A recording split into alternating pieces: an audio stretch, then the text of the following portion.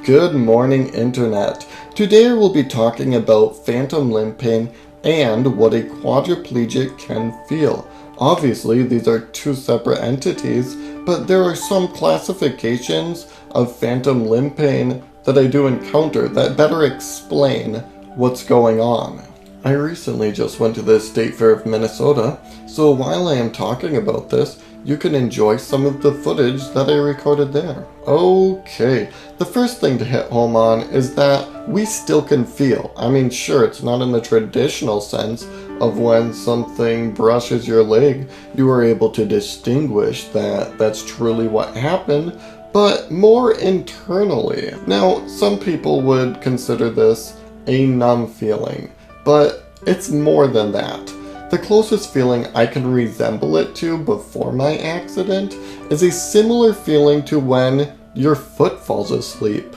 Before I continue, it is very important to be aware of the differences between spinal cord injuries. Even though we may have the same level of injury, that does not mean that we experience the same amount of feeling or even movement. Every quad and para is different, and it is important not to generalize. Okay, with that out of the way, I will try to break this up into sections, because I experience different things. I've looked into this heavily, and there is one thing that seems to be unique with me compared to other quadriplegics, which is why I lean towards phantom limb pains. With phantom limb pain, the individual goes through neuroplasticity, and I feel that in certain aspects I have gone through that too. Normally, each one of our body parts are connected to a neuron in our brain. When we encounter a stimulus, like being touched, it sends it to our brain, and it interprets that stimulus, which makes you feel that sensation. So when you lose a limb, those neurons are no longer active because you can't feel that part of your body anymore, just like I can't feel it when you touch my leg. And after a while of no activity, the neighboring neurons want to fill the gap. Let's assume we lost an arm, and the corresponding neurons in the brain eventually become inactive. We know that the neural region closest to this contains the face, so the face's neurons eventually move into the region that before stimulated the arm. This means that whenever certain parts of the face are touched, we would experience that sensation not just in our face, but in our phantom limb too.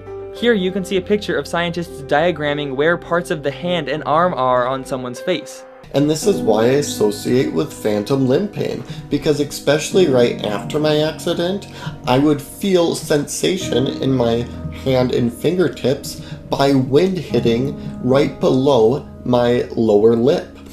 If it was on the right side, I'd feel it in the right hand, and if it was on the left side, I would feel it on the left hand.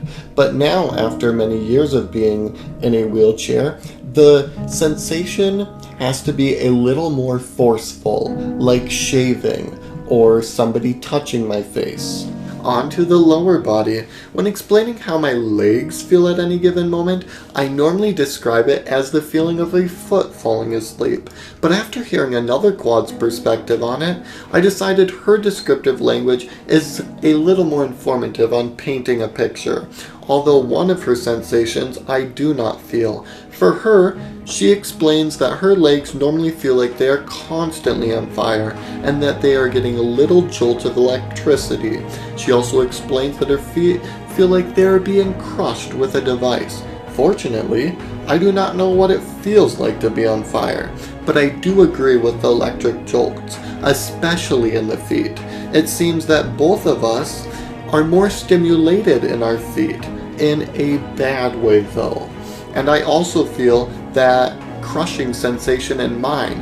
A lot of tension built up, and then just a little short relief. But this is something quadriplegics and paraplegics just have to live with on a day-to-day basis, because as far as I know, there is nothing prescribable to cure this sensation. After years of practice, for the most part, I can block out it, and I only really feel it when my mind isn't either busy on other tasks or when conversation brings it up again. Now, the movie Deadpool always comes to mind when dealing with this, because he summed it up in a very interesting way when dealing with his torture. It is hard to threaten somebody with pain when you give them around-the-clock torture. Before my accident, when my foot was really asleep, it would hurt to walk on it, and you would stumble if you tried. Now, it is always in that constant state of being.